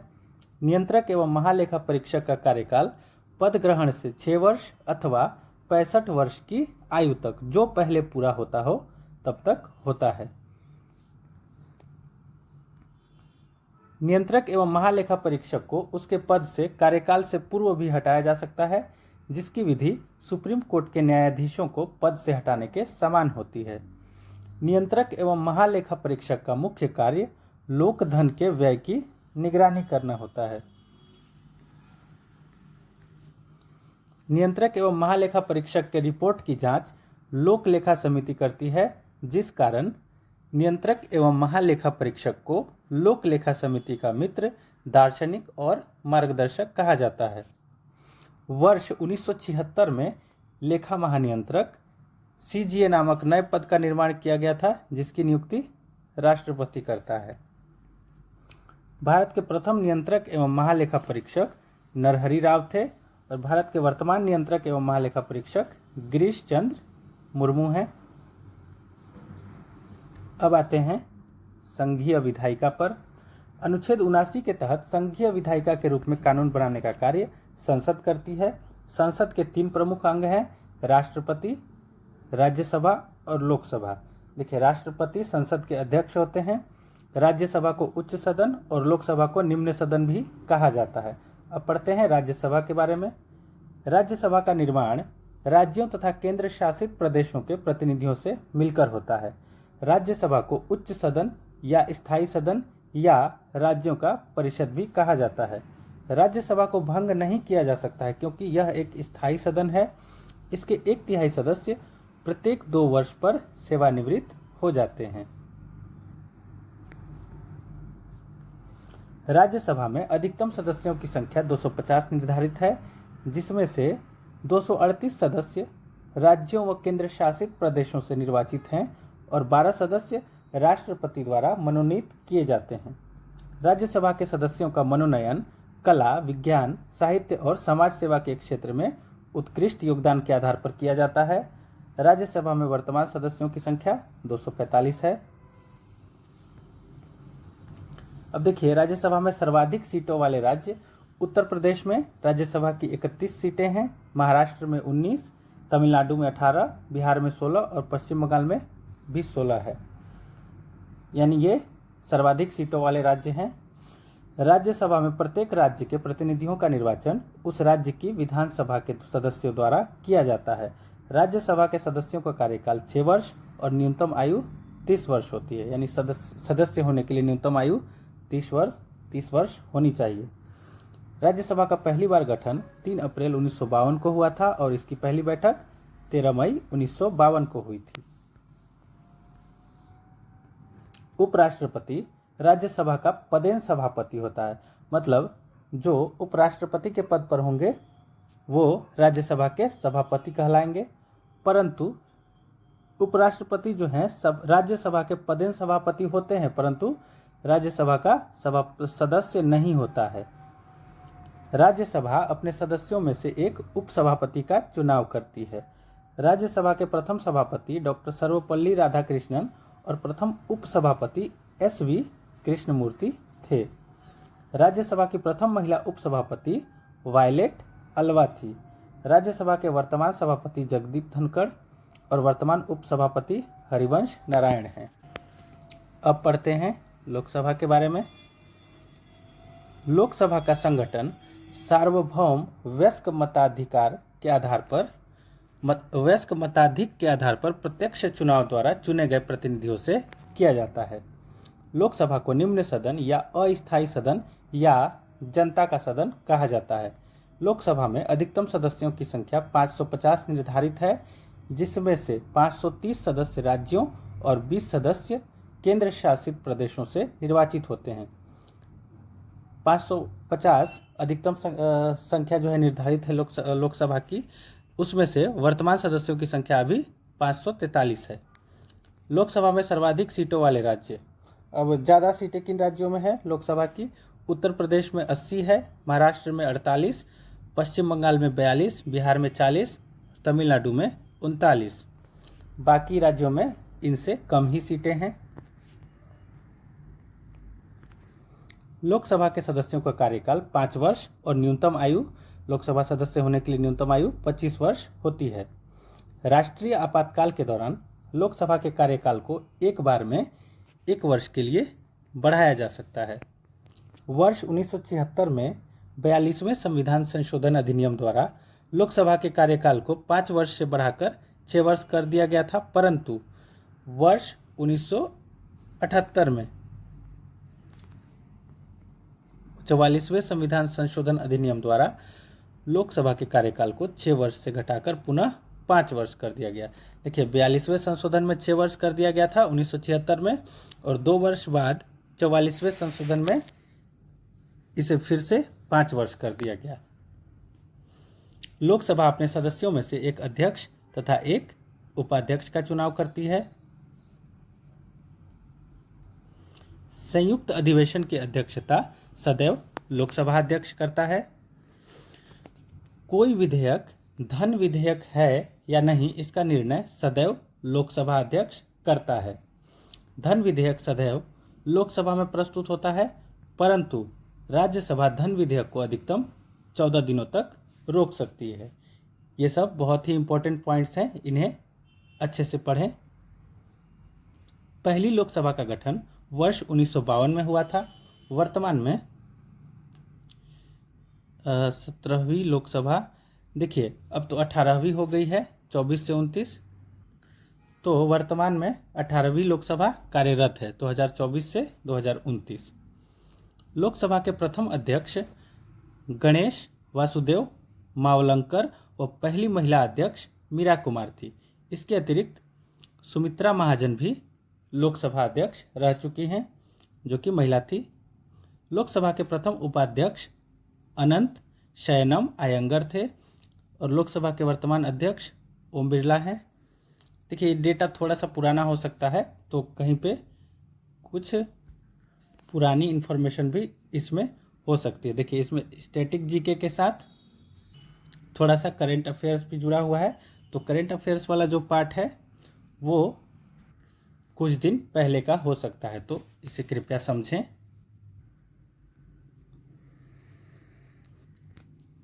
अब संसद संबंधी महत्वपूर्ण तथ्य।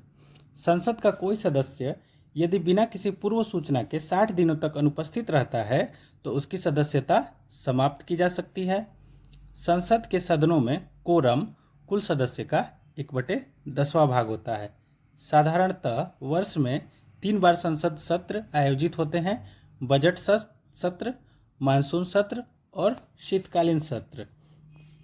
इनके क्रम को याद रखने के लिए BMW याद कर लीजिए: बजट, मानसून और विंटर। तो बजट सत्र, मानसून सत्र और शीतकालीन सत्र। संसद के 2 सत्रों के बीच किसी भी स्थिति में 6 माह से अधिक का अंतराल नहीं होना चाहिए। संसद में सदनों की कार्यवाही का पहला घंटा 11 से 12 बजे तक प्रश्नकाल कहलाता है। बहुत ही इंपॉर्टेंट पॉइंट है। संसदीय कार्यवाही में शून्यकाल भारत की देन है, जो प्रश्नकाल के तुरंत बाद 12 से 1 बजे तक होता है। तो सबसे पहले प्रश्नकाल और प्रश्नकाल के तुरंत बाद शून्यकाल। अविश्वास प्रस्ताव प्रस्तुत करने के लिए संसद के 50 सदस्यों का अनुसमर्थन अनिवार्य होता है।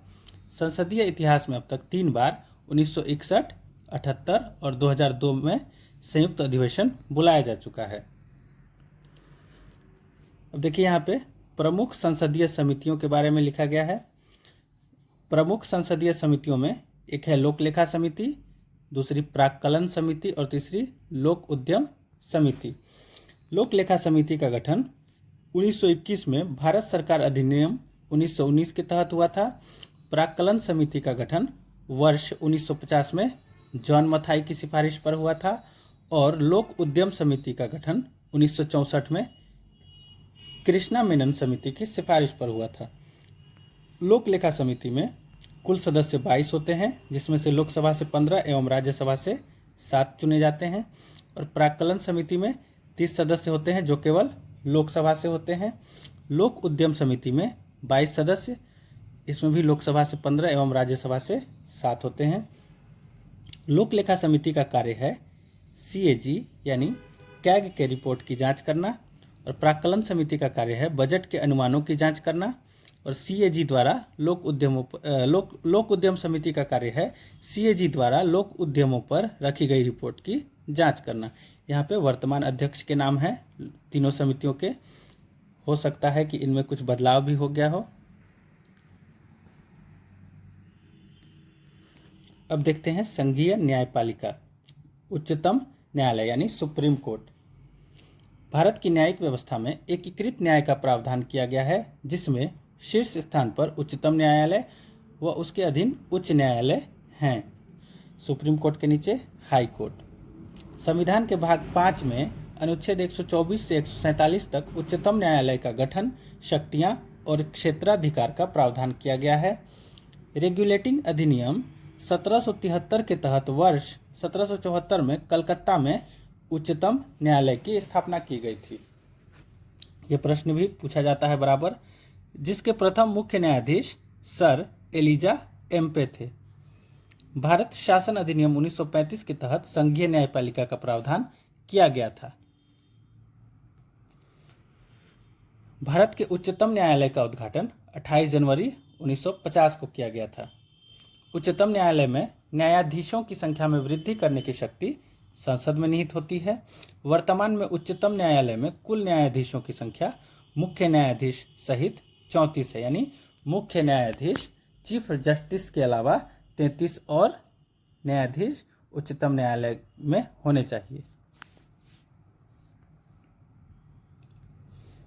उच्चतम न्यायालय के न्यायाधीश एक नज़र में, उच्चतम न्यायालय के न्यायाधीशों की नियुक्ति राष्ट्रपति द्वारा की जाती है, और पदच्युत प्रक्रिया यानी महाभियोग संसद को है, महाभियोग का अधिकार संसद को है। असमर्थता के आधार पर इन्हें शपथ राष्ट्रपति दिलाते हैं और ये अपना त्यागपत्र भी राष्ट्रपति को देते हैं। इनका कार्यकाल निर्धारित नहीं है, अधिकतम आयु 65 वर्ष है, और इनका वेतन मुख्य न्यायाधीश का 2.8 लाख प्रति माह और अन्य न्यायाधीशों का 2.5 लाख प्रति माह है।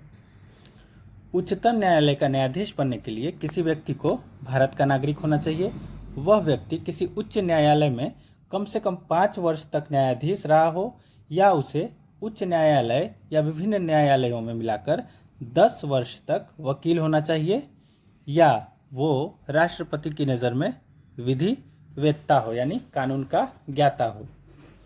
उच्चतम न्यायालय के प्रथम भारतीय मुख्य न्यायाधीश हीरालाल जे कानिया थे। उच्चतम न्यायालय के वर्तमान मुख्य न्यायाधीश धनंजय यशवंत चंद्रचूड़ हैं। DY चंद्रचूड़ जी तो रिटायर हो गए हैं, इनके जगह पे दूसरे चीफ जस्टिस की नियुक्ति हुई है।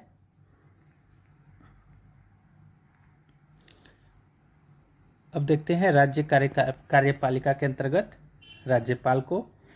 राज्यपाल राज्य का प्रथम नागरिक व संवैधानिक प्रमुख होता है। अनुच्छेद 153 के तहत प्रत्येक राज्य में राज्यपाल का प्रावधान किया गया है। एक राज्यपाल को 2 या 2 से अधिक राज्यों का राज्यपाल नियुक्त किया जा सकता है। राज्यपाल राष्ट्रपति के प्रसाद पर्यंत कार्य करता है। राज्यपाल एक नज़र में, राज्यपाल पद का उल्लेख अनुच्छेद 153 में है। इस पद को यानी राज्यपाल का पद कनाडा से लिया गया है। इनकी नियुक्ति राष्ट्रपति द्वारा की जाती है, और पदच्युत भी राष्ट्रपति द्वारा किया जा सकता है केंद्रीय मंत्रिपरिषद की सिफारिश पर। इन्हें शपथ हाई कोर्ट के मुख्य न्यायाधीश दिलाते हैं, और ये इस्तीफा राष्ट्रपति को देते हैं। इनका कार्यकाल सामान्यतः 5 वर्ष होता है, और राज्यपाल होने के लिए न्यूनतम आयु 35 वर्ष होनी चाहिए। इनका वेतन 3.5 लाख प्रति माह होता है।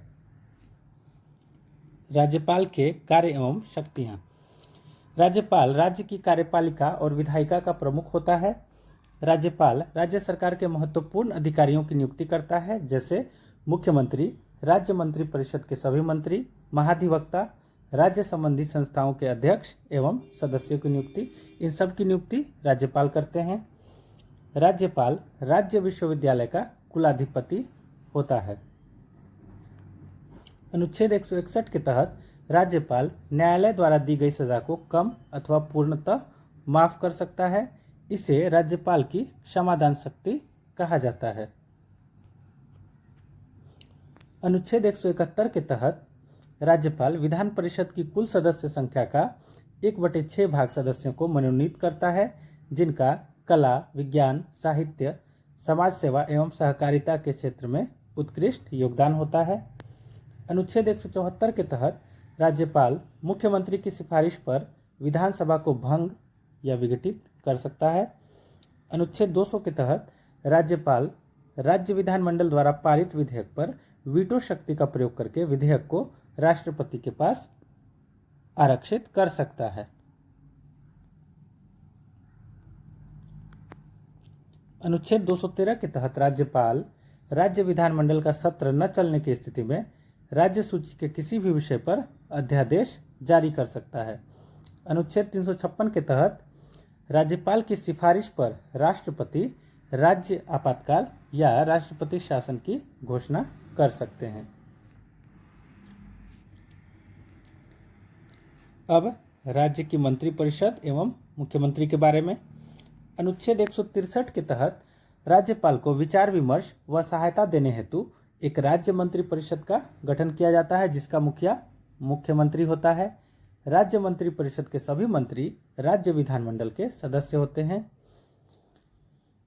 राज्य मंत्रिपरिषद के सभी मंत्री राज्यपाल के प्रसाद पर्यंत कार्य करते हैं। राज्य मंत्रिपरिषद के सभी मंत्री सामूहिक रूप से विधानसभा के प्रति उत्तरदायी होते हैं। अनुच्छेद 164 के तहत राज्यपाल राज्य के मुख्यमंत्री की नियुक्ति करता है, जबकि अन्य सभी मंत्रियों की नियुक्ति राज्यपाल मुख्यमंत्री की सलाह पर करता है। मुख्यमंत्री सहित सभी मंत्रियों की न्यूनतम आयु 25 वर्ष होती है। मुख्यमंत्री का कार्यकाल सामान्यतः 5 वर्ष का होता है। मुख्यमंत्री राज्य की कार्यपालिका का वास्तविक प्रमुख होता है। अब पढ़ते हैं महाधिवक्ता के बारे में, यानी सॉलिसिटर जनरल। संविधान के अनुच्छेद 165 के तहत प्रत्येक राज्य के लिए महाधिवक्ता पद का प्रावधान किया गया है। महाधिवक्ता की नियुक्ति राज्य मंत्रिपरिषद की सलाह पर राज्यपाल करता है और यह राज्यपाल के प्रसाद पर्यंत पद धारण करता है। महाधिवक्ता राज्य का प्रथम और सर्वोच्च कानूनी सलाहकार होता है। महाधिवक्ता को देश के किसी भी न्यायालय में सुनवाई का अधिकार प्राप्त है। महाधिवक्ता राज्य विधानमंडल के किसी भी सदस्य का सदन नहीं होता है, परंतु सदनों की कार्यवाही में भाग ले सकता है और सदनों को संबोधित भी कर सकता है। महाधिवक्ता सदन में मत का प्रयोग नहीं कर सकता है। महाधिवक्ता के पद की योग्यताएं उच्च न्यायालय के न्यायाधीशों के समान होती है। अब आते हैं राज्य विधायिका पे। अनुच्छेद 168 के तहत राज्य विधायिका के रूप में कानून बनाने का कार्य राज्य विधानमंडल करती है, यानी विधानसभा। राज्य विधानमंडल के 3 प्रमुख अंग हैं, जिसमें राज्यपाल अध्यक्ष होते हैं। राज्यपाल, विधान परिषद और विधानसभा मिलकर राज्य विधानमंडल बनते हैं। तो जैसे लोकसभा को उच्च सदन, राज्यसभा को उच्च सदन और लोकसभा को निम्न सदन कहा जाता है, इसी तरह राज्यों में विधान परिषद को उच्च सदन और विधानसभा को निम्न सदन कहा जाता है। आइए पढ़ते हैं विधानसभा के बारे में। विधानसभा को निम्न अथवा अस्थायी सदन कहा जाता है। मुख्यमंत्री की सिफारिश पर राज्यपाल किसी भी समय विधानसभा को भंग या विघटित कर सकता है, जिस कारण विधानसभा को अस्थायी सदन कहा जाता है। किसी राज्य की विधानसभा में अधिकतम सदस्यों की संख्या 500 और न्यूनतम सदस्यों की संख्या 60 निर्धारित है। देश की 4 विधानसभाएं न्यूनतम सदस्य संख्या का अपवाद हैं, जिनमें गोवा है, जिसमें 40 ही सदस्य होते हैं विधानसभा में। मिजोरम में भी 40, सिक्किम में 32 और पुडुचेरी में 30। सर्वाधिक विधानसभा सीटों वाले राज्य उत्तर प्रदेश 403, पश्चिम बंगाल 294, महाराष्ट्र 288 और बिहार 243। देश के 3 केंद्र शासित प्रदेशों जम्मू कश्मीर, दिल्ली एवं पुडुचेरी में ही विधानसभा के गठन का प्रावधान किया गया है, जिसमें जम्मू कश्मीर में 114, दिल्ली में 70 और पुडुचेरी में 30 विधानसभा की सीटें हैं। अनुच्छेद 332 के तहत विधानसभाओं में जनसंख्या के आधार पर अनुसूचित जातियों एवं जनजातियों को सीटों का आरक्षण दिया गया है। विधानसभा के सदस्यों का कार्यकाल 5 वर्ष और न्यूनतम आयु 25 वर्ष होती है। अब देखिए विधान परिषद को। विधान परिषद को उच्च अथवा स्थायी सदन कहा जाता है। विधान परिषद एकमात्र ऐसा सदन है जिसे भंग नहीं किया जा सकता, परंतु समाप्त किया जा सकता है। वर्तमान में केवल 6 राज्यों उत्तर प्रदेश, बिहार, महाराष्ट्र, कर्नाटक, आंध्र प्रदेश एवं तेलंगाना, इनमें ही विधान परिषद विद्यमान है। किसी राज्य की विधान परिषद में कुल सदस्यों की संख्या उस राज्य की विधानसभा के कुल सदस्यों की संख्या के 1/3 से अधिक नहीं हो सकती है। किसी राज्य की विधान परिषद में न्यूनतम सदस्यों की संख्या 40 हो सकती है। सर्वाधिक विधान परिषद सीटों वाले राज्य उत्तर प्रदेश में 100, महाराष्ट्र में 78, बिहार में 75, कर्नाटक में 75, आंध्र प्रदेश में 50 और तेलंगाना में 40 विधान परिषद की सीटें हैं। विधान परिषद के सदस्यों का कार्यकाल 6 वर्ष का होता है, परंतु प्रत्येक दूसरे वर्ष 1/3 सदस्य सेवानिवृत्त होते हैं तथा उनके स्थान पर नवीन सदस्य निर्वाचित होते हैं। विधान परिषद का सदस्य बनने के लिए न्यूनतम आयु सीमा 30 वर्ष है। विधान परिषद किसी साधारण विधेयक को अधिकतम 4 माह तक और किसी धन विधेयक को अधिकतम 14 दिनों तक रोक सकती है। विधान परिषद अपने सदस्यों में से एक सभापति एवं एक उपसभापति का चुनाव करती है। अब राज्य की न्यायपालिका के बारे में पढ़ते हैं। राज्य की न्यायपालिका में एक उच्च न्यायालय एवं उसके नीचे अधीनस्थ न्यायालय होते हैं। अधीनस्थ न्यायालय अनुच्छेद 233 से 237 उच्च न्यायालय के अधीन एवं उसके निर्देशानुसार जिला और निम्न स्तरों पर कार्य करते हैं। उच्च न्यायालय के बारे में कुछ महत्वपूर्ण तथ्य। राज्य के न्यायिक प्रशासन में उच्च न्यायालय अनुच्छेद 214 से 232 की स्थिति शीर्ष पर होती है। भारत में सर्वप्रथम उच्च न्यायालय की स्थापना 1862 में कलकत्ता में हुई थी। तत्पश्चात इसी वर्ष बम्बई और मद्रास में भी उच्च न्यायालय की स्थापना की गई। देश के चौथे उच्च न्यायालय की स्थापना 1866 में इलाहाबाद में हुई थी। संविधान के अनुच्छेद 214 के तहत प्रत्येक राज्य के लिए एक उच्च न्यायालय की व्यवस्था की गई थी। 7वें संविधान संशोधन अधिनियम 1956 के तहत यह प्रावधान किया गया कि एक उच्च न्यायालय 2 या 2 से अधिक राज्यों एवं एक संघ राज्य क्षेत्र के लिए साझा उच्च न्यायालय बन सकता है। वर्तमान में कुल उच्च न्यायालय की संख्या 25 है। उच्च न्यायालय के न्यायाधीश एक नज़र में। उच्च न्यायालय के न्यायाधीशों की नियुक्ति राष्ट्रपति द्वारा की जाती है और इन्हें पद से संसद हटा सकती है। ये शपथ राज्यपाल के समक्ष लेते हैं और इस्तीफा राष्ट्रपति को देते हैं। इनका कार्यकाल निर्धारित नहीं होता है। इनकी सेवानिवृत्ति के लिए अधिकतम आयु जो है 62 वर्ष है। राज्य के उच्च न्यायालय के मुख्य न्यायाधीश का वेतन 2.50 लाख प्रतिमाह यानी 2.5 लाख रुपए प्रतिमाह और अन्य न्यायाधीशों का 2.25 लाख रुपए प्रतिमाह होता है। उच्च न्यायालय का न्यायाधीश बनने के लिए किसी व्यक्ति को भारत का नागरिक होना चाहिए। वह व्यक्ति किसी निम्न न्यायालय में कम से कम 10 वर्ष तक न्यायाधीश रहा हो या उच्च न्यायालय या विभिन्न न्यायालयों में मिलाकर 10 वर्ष तक वकील रहा हो। अब आ गया स्थानीय स्वशासन, पंचायत। लॉर्ड रिपन को भारतीय स्थानीय स्वशासन का जनक माना जाता है। 1882 के रिपन प्रस्ताव को भारतीय स्वशासन का मैग्ना कार्टा कहा जाता है। अनुच्छेद 40 में ग्राम पंचायतों का गठन करना राज्यों का कर्तव्य बताया गया, जो गांधीवादी विचारधारा से संबंधित है। जनवरी 1957 में बलवंत राय मेहता समिति का गठन किया गया। इस समिति ने त्रिस्तरीय पंचायती राज व्यवस्था की सिफारिश की थी। एग्जाम्स में पूछा जाता है बलवंत राय मेहता समिति का संबंध किससे है, तो ये पंचायती राज व्यवस्था से संबंधित है। 2 अक्टूबर 1959 को बलवंत राय मेहता समिति की सिफारिश पर पंडित नेहरू ने राजस्थान के नागौर जिले के बांगड़ी गांव में सर्वप्रथम त्रिस्तरीय पंचायती राज व्यवस्था की शुरुआत की। वर्ष 1977 में अशोक मेहता समिति का गठन किया गया, जिसका उद्देश्य पंचायती राज व्यवस्था में उत्पन्न कमियों को दूर करना था। इस समिति ने द्विस्तरीय पंचायती राज व्यवस्था की सिफारिश की थी। वर्ष 1986 में प्रधानमंत्री राजीव गांधी के शासनकाल में लक्ष्मीमल सिंघवी समिति का गठन किया गया।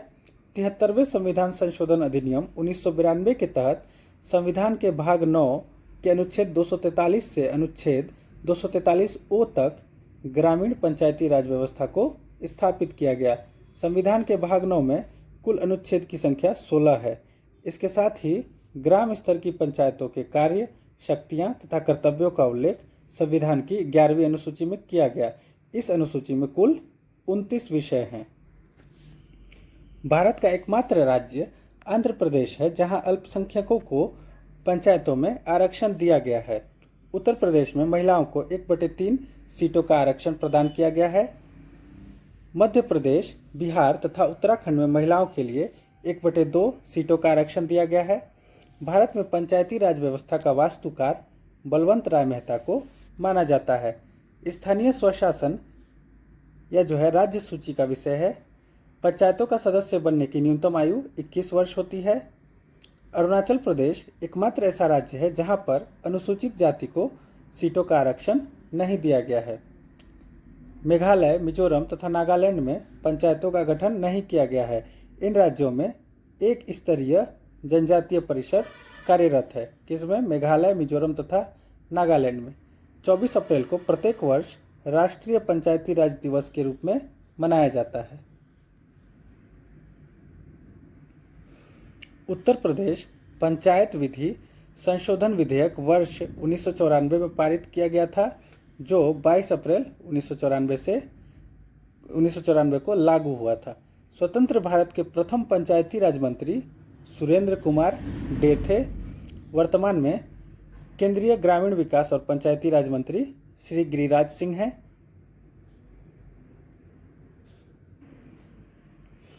ऐसे राज्यों में जहां जनसंख्या 20 लाख से कम है, वहां मध्यवर्ती स्तर पर पंचायतों का गठन नहीं किया जा सकता है।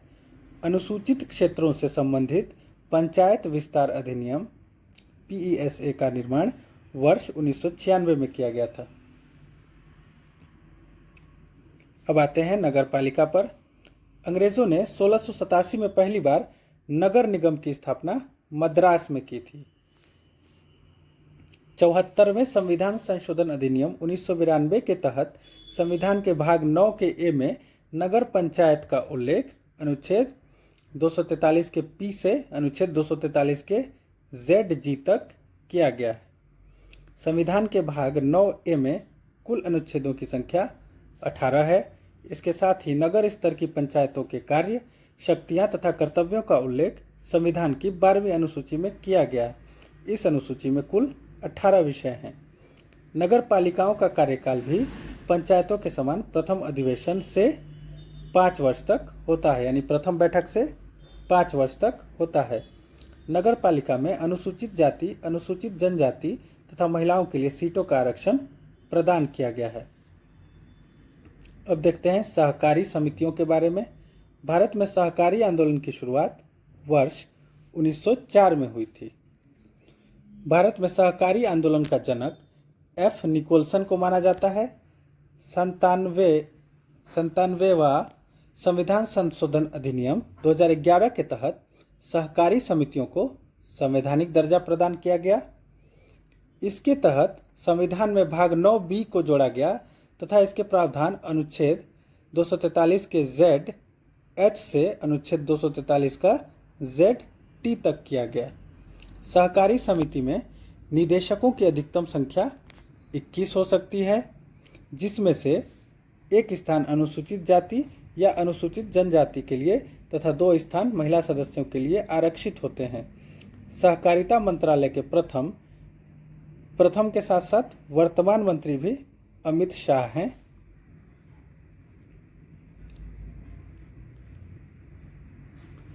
अब है केंद्र राज्य संबंध। संविधान के भाग 11 में अनुच्छेद 245 से 263 तक केंद्र राज्य संबंधों का उल्लेख किया गया है। केंद्र राज्य संबंधों को मुख्यतः 3 भागों में विभाजित किया जाता है। विधायी संबंध जो अनुच्छेद 245 से 55 तक है, 245 से 255 तक है। उसके बाद प्रशासनिक संबंध जो अनुच्छेद 256 से 263 तक है, एवं वित्तीय संबंध जो अनुच्छेद 264 से 293 तक है। वित्तीय संबंध का उल्लेख संविधान के भाग 12 में किया गया है। अनुच्छेद 246 के तहत केंद्र एवं राज्यों के मध्य विधायी शक्तियों के बंटवारे के लिए 3 सूचियों का निर्माण 7वीं अनुसूची में किया गया। अनुच्छेद 246 के ए के तहत वस्तु और सेवा कर जीएसटी के संबंध में विशेष प्रावधान किया गया। अनुच्छेद 248 के तहत विधायन की अवशिष्ट शक्तियां संसद में निहित किया गया।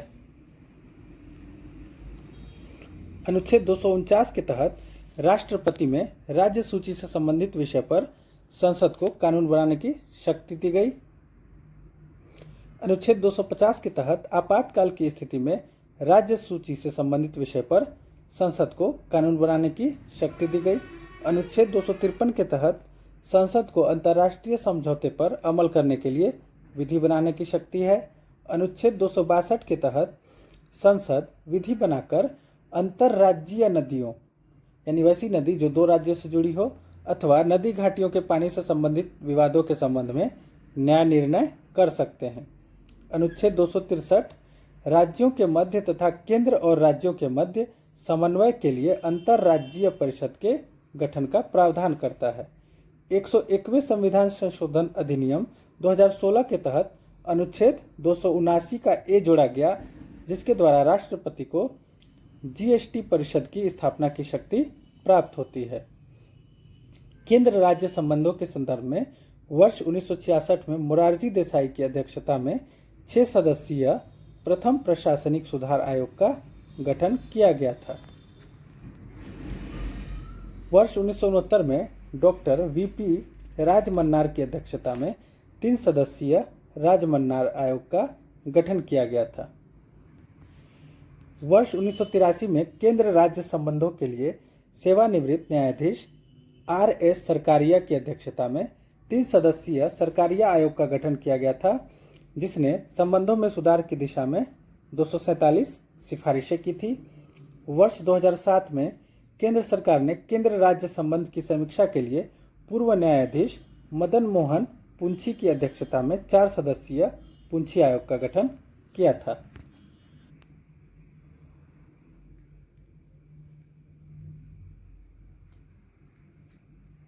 अब है संवैधानिक और गैर संवैधानिक निकाय।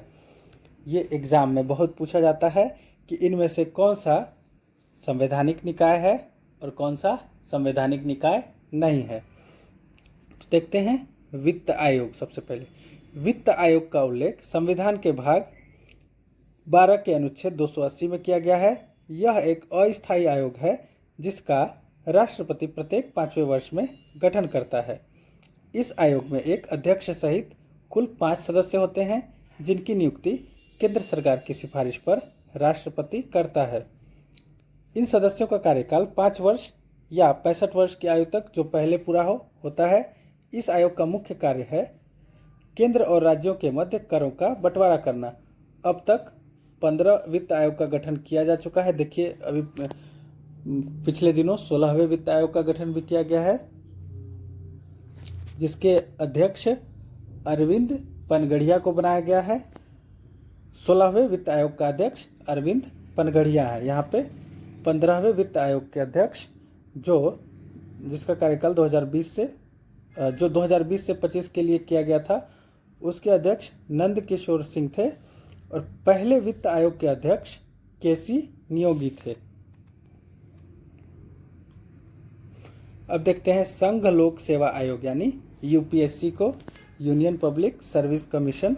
संघ लोक सेवा आयोग का उल्लेख संविधान के भाग 14 के अनुच्छेद 315 में किया गया है। इस आयोग में एक अध्यक्ष सहित कुल 11 सदस्य होते हैं, जिनकी नियुक्ति राष्ट्रपति करता है। इन सदस्यों का कार्यकाल 6 वर्ष या 65 वर्ष की आयु तक होता है। यह केंद्रीय भर्ती संस्था ग्रेड ए और बी पोस्ट के लिए केंद्रीय भर्ती संस्था के रूप में केंद्र के कार्मिक मंत्रालय के अधीन कार्य करता है। इस आयोग के प्रथम अध्यक्ष सर रोज बारकर तथा प्रथम भारतीय अध्यक्ष के कृपलानी थे। इस आयोग के वर्तमान अध्यक्ष, इसमें मनोज सोनी लिखा है, अभी हो सकता है बदल गए हों। अब राज्य लोक सेवा आयोग, राज्यों के जो पीएससी होते हैं, प्रत्येक राज्य के लिए एक राज्य लोक सेवा आयोग का उल्लेख संविधान के भाग 14 के अनुच्छेद 315 में किया गया है। इस आयोग में एक अध्यक्ष सहित कुल 11 सदस्य होते हैं जिनकी नियुक्ति राज्यपाल करता है। इन सदस्यों का कार्यकाल 6 वर्ष या 62 वर्ष की आयु तक जो पहले पूरा होता है। यह राज्य भर्ती संस्था ग्रेड ए और बी के लिए के रूप में राज्य के कार्मिक मंत्रालय के अधीन कार्य करता है। अब जो है केंद्रीय निर्वाचन आयोग, election commission of India ECI। केंद्रीय निर्वाचन आयोग का उल्लेख संविधान के भाग 15 के अनुच्छेद 324 में किया गया है।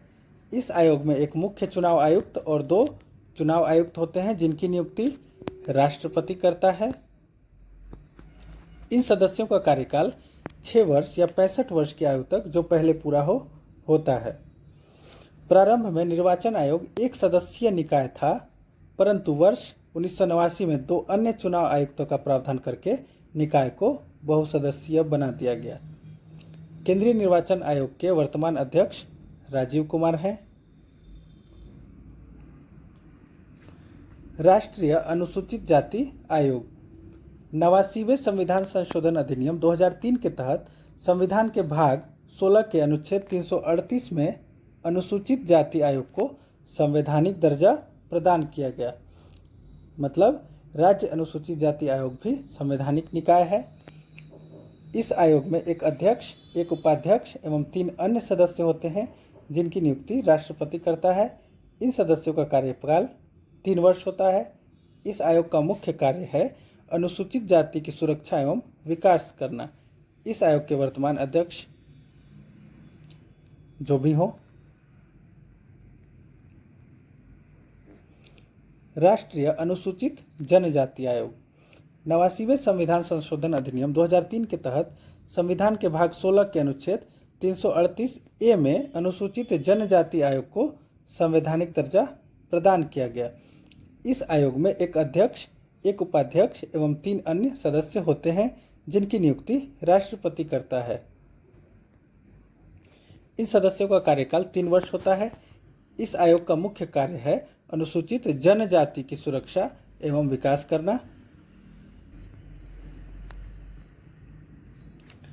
राष्ट्रीय पिछड़ा वर्ग आयोग, 102वें संविधान संशोधन अधिनियम 2018 के तहत संविधान के भाग 16 के अनुच्छेद 338B में पिछड़ा वर्ग आयोग को संवैधानिक दर्जा प्रदान किया गया। इस आयोग में एक अध्यक्ष, 3 अन्य सदस्य एवं एक सदस्य सचिव होता है जिनकी नियुक्ति राष्ट्रपति करता है। इन सदस्यों का कार्यकाल 3 वर्ष होता है। इस आयोग का मुख्य कार्य है अन्य पिछड़ा वर्ग की सुरक्षा एवं विकास करना। अभी हमने जो देखा वो संवैधानिक निकाय थे। अब हम देखते हैं गैर संवैधानिक निकायों को। यहाँ पे है केंद्रीय अन्वेषण ब्यूरो यानी CBI। इसका गठन 1963 में के संथानम समिति की सिफारिश पर हुआ था। इसमें सदस्यों की संख्या निर्धारित नहीं है, कार्यकाल भी निर्धारित नहीं है और इसके प्रमुख या अध्यक्ष का नाम यहाँ पे दिया हुआ है। हो सकता है इनमें से कुछ नाम चेंज हो गए हों। दूसरा है केंद्रीय सतर्कता आयोग, जिसका गठन 1964 में के संथानम समिति की सिफारिश पर हुआ था। इसमें कुल सदस्य 3 होते हैं और सदस्यों का कार्यकाल 4 वर्ष या 65 वर्ष की आयु तक होता है। तीसरा है राष्ट्रीय महिला आयोग। इसका गठन 1992 में हुआ था। कुल सदस्य 6 होते हैं और कार्यकाल 3 वर्ष या 65 वर्ष की आयु तक। राष्ट्रीय मानवाधिकार आयोग, 1993 में गठन हुआ था। कुल सदस्य 6 होते हैं और सदस्यों का कार्यकाल 3 वर्ष या 70 वर्ष की आयु तक होता है। राष्ट्रीय अल्पसंख्यक आयोग, इसका गठन वर्ष 1993 में हुआ था। इसमें कुल सदस्य 7 होते हैं और सदस्यों का कार्यकाल 3 वर्ष तक होता है। केंद्रीय सूचना आयोग, गठन वर्ष 2005। सदस्यों की संख्या और कार्यकाल दिया नहीं गया है। राष्ट्रीय बाल अधिकार संरक्षण आयोग, इसका गठन 2007 में हुआ था। सदस्य संख्या 7 और कार्यकाल, अध्यक्ष का कार्यकाल 3 वर्ष या 65 वर्ष की आयु तक और अन्य सदस्यों का कार्यकाल 3 वर्ष या 60 वर्ष की आयु तक। नीति आयोग, इसका गठन 2015 में योजना आयोग को हटाकर हुआ था। इसके जो अध्यक्ष होते हैं प्रधानमंत्री, इसके पदेन अध्यक्ष होते हैं। अब देखते हैं राजभाषा। भारतीय संविधान के भाग 17 के अंतर्गत अनुच्छेद 343 से 351 तक राजभाषा संबंधी प्रावधानों का उल्लेख किया गया है। अनुच्छेद 343 के तहत संघ की राजभाषा हिंदी और लिपि देवनागरी है। अनुच्छेद 344 के तहत राष्ट्रपति राजभाषा के संबंध में आयोग का गठन कर सकता है, जिसमें एक अध्यक्ष और संविधान की 8वीं अनुसूची में शामिल विभिन्न भाषाओं के प्रतिनिधि शामिल होते हैं। वर्ष 1955 में बीजी खेर की अध्यक्षता में प्रथम राजभाषा आयोग का गठन किया गया था। राजभाषा के संबंध में संयुक्त संसदीय समिति के गठन का भी प्रावधान है।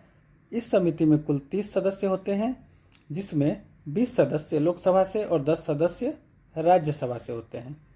वर्ष 1963 में संसद ने राजभाषा अधिनियम पारित किया था।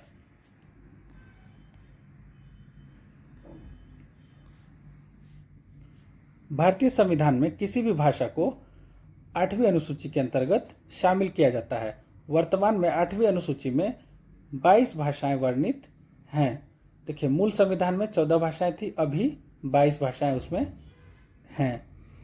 21वें संविधान संशोधन अधिनियम 1967 के तहत सिंधी भाषा को 8वीं अनुसूची में शामिल किया गया था और 71वें संविधान संशोधन अधिनियम 1992 के तहत कोंकणी, मणिपुरी और नेपाली भाषा को 8वीं अनुसूची में शामिल किया गया था।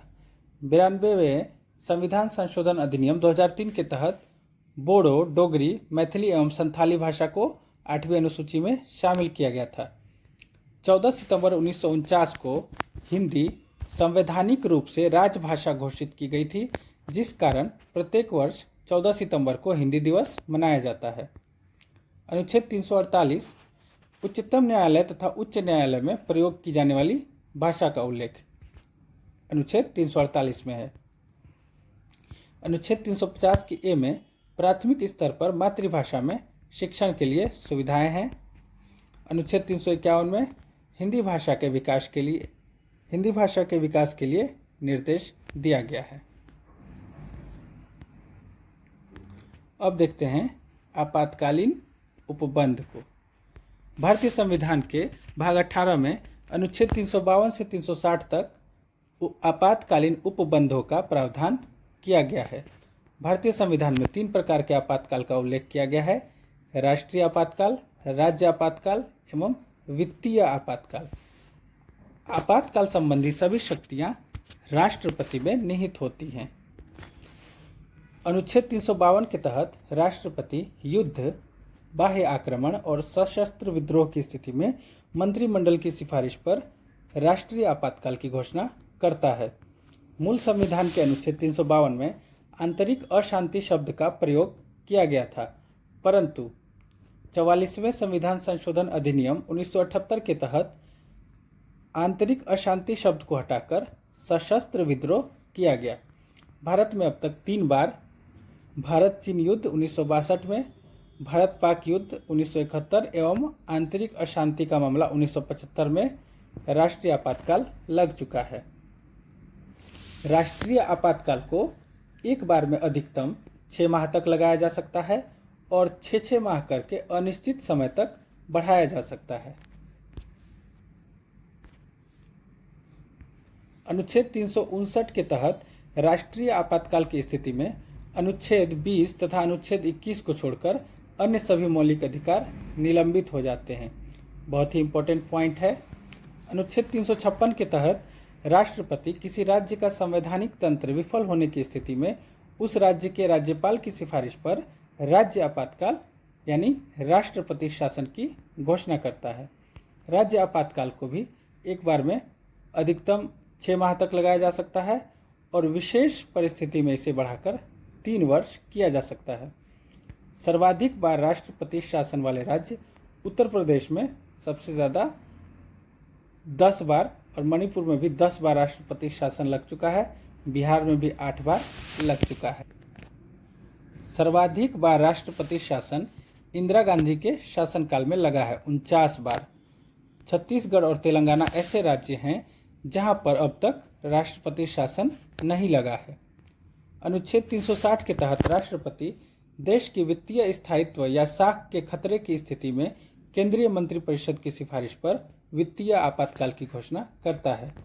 वित्तीय आपातकाल को एक बार में अधिकतम 6 माह तक लगाया जा सकता है और 6-6 माह करके अनिश्चित समय तक बढ़ाया जा सकता है। वित्तीय आपातकाल एकमात्र ऐसा आपातकाल है जिसकी न्यूनतम अवधि 2 माह निर्धारित है। अब तक कभी भी वित्तीय आपातकाल नहीं लगाया गया है। अब देखते हैं संविधान संशोधन प्रक्रिया के बारे में। भारतीय संविधान के भाग 20 के अंतर्गत अनुच्छेद 368 में संसद को संविधान संशोधन की शक्ति प्रदान की गई है, जिसका स्रोत दक्षिण अफ्रीका है, यानी यह प्रावधान दक्षिण अफ्रीका के संविधान से लिया गया है। भारतीय संविधान में 3 प्रकार से संशोधन किया जाता है। 1 साधारण बहुमत द्वारा, 2 विशेष बहुमत द्वारा, 3 विशेष बहुमत एवं राज्यों के अनुमोदन द्वारा। संविधान में संशोधन के लिए विधेयक को संसद के किसी भी सदन में प्रस्तुत किया जा सकता है। संविधान संशोधन विधेयक के मामले में दोनों सदनों को बराबर शक्तियां प्राप्त हैं। अब देखते हैं कुछ महत्वपूर्ण संविधान संशोधनों के बारे में। पहला संशोधन जो है 1951 में हुआ था, जिसमें क्या किया गया, भारतीय संविधान में 9वीं अनुसूची को जोड़ा गया। 7वां संशोधन 1956 में हुआ। इसमें राज्यों का पुनर्गठन करके 14 राज्य और 6 केंद्र शासित प्रदेशों को पुनर्गठित किया गया। 10वां संशोधन 1961 में हुआ। इसमें दादरा और नागर हवेली को भारतीय संघ में शामिल किया गया। 12वां संशोधन 1962 में हुआ। गोवा, दमन और दीव को भारतीय संघ में शामिल किया गया। 14वां संशोधन 1962 पुडुचेरी को भारतीय संघ में शामिल किया गया।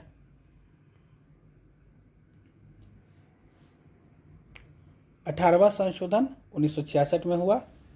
इसमें पंजाब राज्य का पुनर्गठन करके हरियाणा राज्य और चंडीगढ़ को केंद्र शासित प्रदेश बनाया गया। हरियाणा को राज्य और चंडीगढ़ को यूनियन टेरिटरी बनाया गया। 21वां संशोधन जो है 1967 में हुआ, जिसमें 8वीं अनुसूची में सिंधी भाषा को शामिल किया गया। 24वां संशोधन 1971 में हुआ। संसद को मौलिक अधिकारों सहित संविधान के किसी भी भाग में संशोधन करने का अधिकार दिया गया। 36वां संशोधन 1975 में, इसमें सिक्किम को भारतीय संघ में 22वें राज्य के रूप में सम्मिलित किया गया।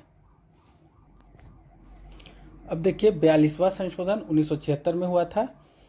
इस संविधान संशोधन को लघु संविधान की संज्ञा दी जाती है।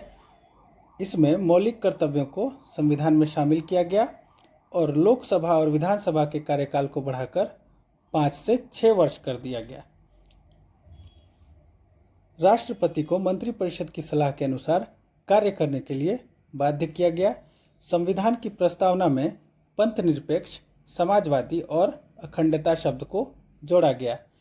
शिक्षा, वन और वन्य जीव, जनसंख्या नियंत्रण एवं परिवार नियोजन जैसे विषयों को समवर्ती सूची में शामिल किया गया। समवर्ती सूची यानी जिस पर केंद्र और राज्य दोनों ही कानून बना सकते हैं। 44वां संशोधन 1978 में हुआ। इसमें जो 42वें में जो लोकसभा का और विधानसभा का कार्यकाल 5 से बढ़ाकर 6 वर्ष कर दिया गया था, इस 44वें संशोधन में लोकसभा और विधानसभा का कार्यकाल पुनः घटाकर 5 वर्ष कर दिया गया। इसमें राष्ट्रीय आपात की घोषणा में आंतरिक अशांति शब्द को हटाकर उसे सशस्त्र विद्रोह कर दिया गया। संपत्ति के अधिकार को मौलिक अधिकारों की श्रेणी से हटाकर कानूनी अधिकार बना दिया गया। 52वां संशोधन 1985 में हुआ था। इसमें संविधान में 10वीं अनुसूची को जोड़कर दल बदल को रोकने के लिए कानून बनाया गया।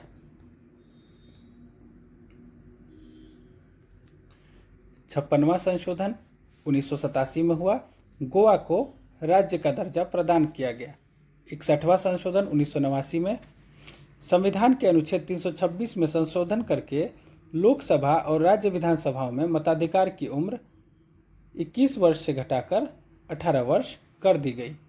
69वां संशोधन 1992 में इसमें दिल्ली को राष्ट्रीय राजधानी क्षेत्र दिल्ली का दर्जा प्रदान किया गया। 71वां संशोधन 1992। देखिए 1992 में कितने संशोधन हुए हैं? 4 संशोधन हुए हैं। तो 71वां संशोधन संविधान की 8वीं अनुसूची में कोंकणी, मणिपुरी और नेपाली भाषा को जोड़ा गया। 73वें संशोधन में संविधान में 11वीं अनुसूची जोड़कर संपूर्ण देश में पंचायती राज की स्थापना का प्रावधान किया गया। 74वां संशोधन, यह भी 1992 में संविधान में 12वीं अनुसूची जोड़कर नगरीय स्थानीय शासन को संवैधानिक संरक्षण प्रदान किया गया। 84वां संशोधन 2001 1991 की जनगणना के आधार पर लोकसभा और विधानसभा क्षेत्रों के परिसीमन की अनुमति प्रदान की गई।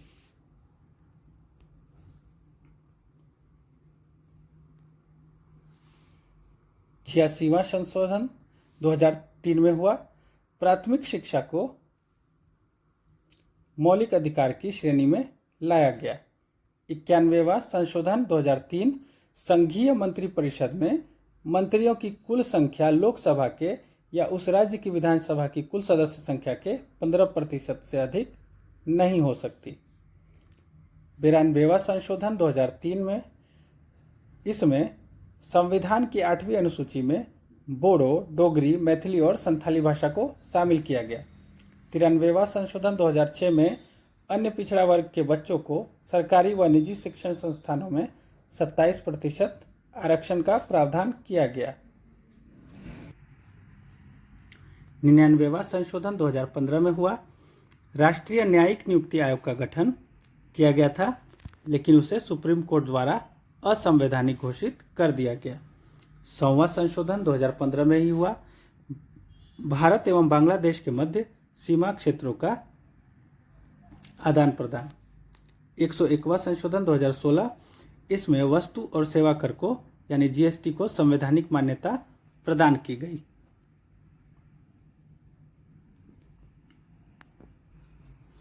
एक 102वां संशोधन 2018 में हुआ। इसमें अन्य पिछड़ा वर्ग को संवैधानिक दर्जा दिया गया। 103वां संशोधन 2019 सामान्य वर्ग के आर्थिक रूप से कमजोर वर्गों को सरकारी नौकरी एवं शिक्षण संस्थानों में 10% आरक्षण का प्रावधान किया गया EWS के लिए। 104वां संशोधन 2020 इसमें लोकसभा तथा राज्य विधानसभाओं में अनुसूचित जाति एवं जनजाति की सीटों के आरक्षण को 10 वर्षों के लिए बढ़ाया गया और आंग्ल भारतीयों के आरक्षण को समाप्त किया गया। 105वां संशोधन 2021 राज्यों द्वारा सामाजिक तथा शैक्षणिक रूप से पिछड़े वर्गों की पहचान करने की राज्यों की शक्ति को बहाल किया गया। तो दोस्तों, भारतीय संविधान के नोट्स यहाँ पे कंप्लीट हुए। अब अगली वीडियो में हम प्राचीन भारत का इतिहास पढ़ेंगे। आपको ये वीडियो अगर अच्छी लगी तो कृपया वीडियो को लाइक करना ना भूलें और इस वीडियो को तैयारी कर रहे अपने दोस्तों के साथ भी शेयर करें। इस बुक की PDF के लिए आप मेरे टेलीग्राम चैनल को ज्वाइन कर लीजिए। चैनल का लिंक मैं कमेंट में दे रहा हूँ। मिलते हैं अगली वीडियो में। नमस्कार।